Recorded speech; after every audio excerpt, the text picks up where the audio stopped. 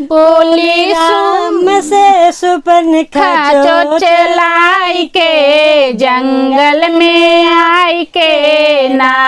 बोली राम से सुपनखा चलाई के जंगल में आई के ना। राम कर लो मुझसे शादी रहे बन में आजादी। राम कर लो मुझसे शादी रहे बन में आजादी। हमें रख लो दुल्हनिया बनाई के जंगल में आई के ना।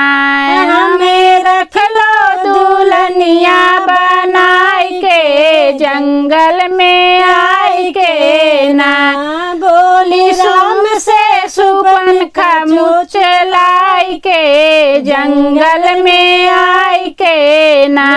राम माने नहीं बात गई लक्ष्मण के पास। राम माने नहीं बात गई लक्ष्मण के पास। लक्ष्मण काट लिए नाक कान खिसियाई के जंगल में आई के ना।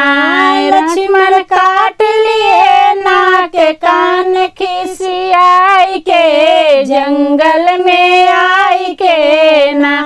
बोली राम से सुपनखा चलाई के जंगल में आई के ना।